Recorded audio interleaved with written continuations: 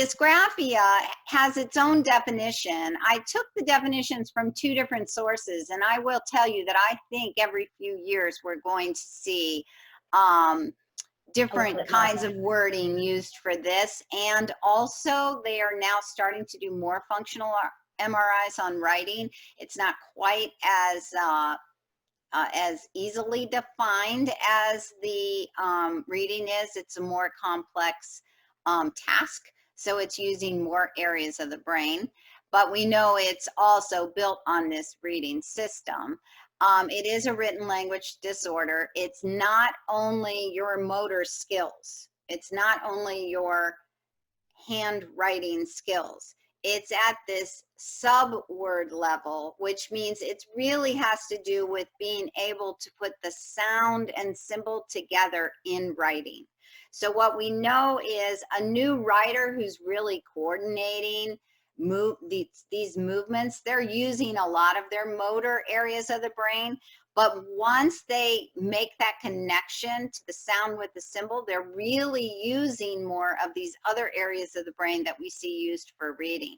And kids who struggle may in fact be kind of approaching letters more like it's artwork and less like it's connected to a sound or symbol, because it's that connection that's weak. So it's happening at this sound to symbol level. Kids can have difficult finding the letter they want to write, retrieving which one it is, or then actually producing the one they're trying to produce. It impairs their letter writing by hand. It affects spelling, and it affects speed of writing. And it really, really affects this flow. Now, I just want to say here that we know that the achy hand, achy shoulder, gritting teeth, you know, all of those motor signs are evident.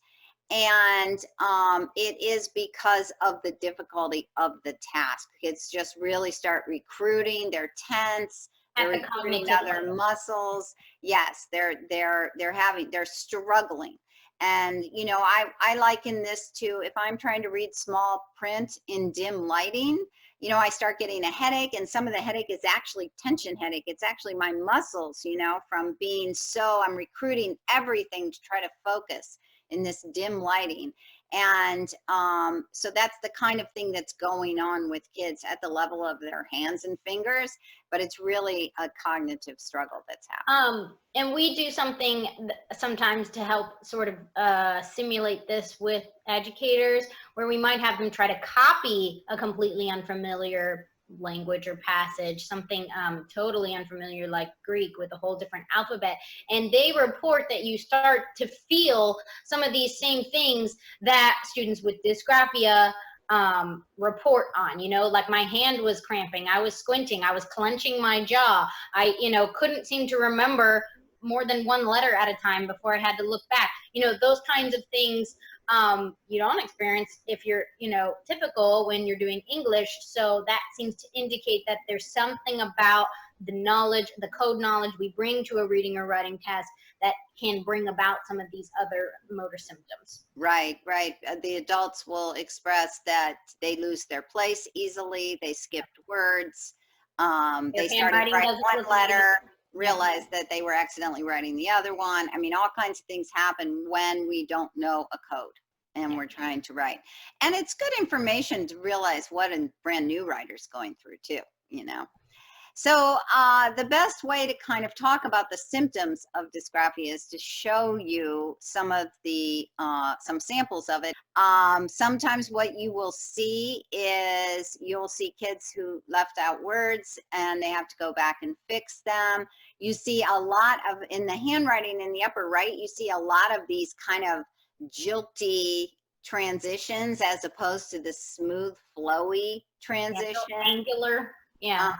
Bottom right, you see some difficulty with capitals, letter formation, spacing, you know, spacing between words starts to break down as you go further along on the page, how letters are anchored to the line. You see this, there's a good example of this in number 7 on the one on the left. The word food, he's just really starting to go down.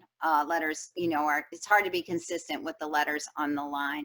And it can be hard to tell words. You'll see things like these ends that look like the tops of triangles, because just adding that extra stroke that gives this nice end quality, all of that can be really, really difficult for these kids.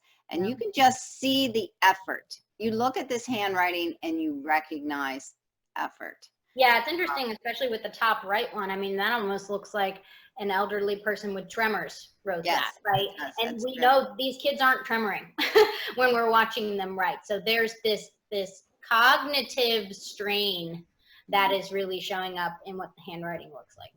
And other things can suffer. Truth be told, that passage in the upper right, a word was skipped, but they doubled the M. so I think that was possibly a task where they were working on doubling the M, but that was good. They were working actually on cursive and doubling the M. So there are a lot of skills, and we're going to talk about this, that break down, skills they might know otherwise, that break down because the writing is difficult. So spelling breaks down more, where we are on the page, all of that can break down. Okay. So Rita had mentioned this a few slides ago about kind of some of this neuroimaging research that's going on and what it has been revealing. Couple of myths we like to bring up because people always ask, and it's prevalent still out there, and what's being said about dyslexia and dysgraphia is that all the research supports that dyslexia is not defined as a visual disorder. Although there is research into visual components, which obviously are part of reading. We use our eyes to read, and that is part of the big issue in people assuming dyslexia is a visual disorder, because it feels like, well, it's just, eyes looking at a page and, therefore you read, right? That's kind of outwardly what it feels like. Vision therapy is often sort of a route people go to try to correct dyslexia. While it can result in some improvements in maybe visual acuity, if there was actual visual acuity impairment, it is not going to attack the roots of dyslexia. It's not working on phonological processing, that level of the sound to the symbol, which is where we know the breakdown really is happening. As we said, this is a cognitive restructuring of the brain. So working at the level of the eye is not improving dyslexia. Same with dysgraphia, because visually, or it looks like a physical motor problem. Here you are at the level of the hand having trouble writing letters, right? Some kids can have an additional motor component, like you could also have some motor weakness and dysgraphia, but it's less likely. Typically, just dysgraphia is going to be, again, that same centers of the brain as dyslexia. It's that sound to symbol breakdown. There's weakness in the code, which is manifesting in this really cognitively taxing handwriting at the level of the hand. As I said, so a lot of people are approaching OT type therapy for dysgraphia. While that could improve some things, it's not really working at the root of the problem, which is phonological. Letter and word reversals typically happen in both dyslexia and dysgraphia, and so it can be a symptom to look out for in your kids who are learning to read and write. So kids may have difficulty visually tracking across sounds.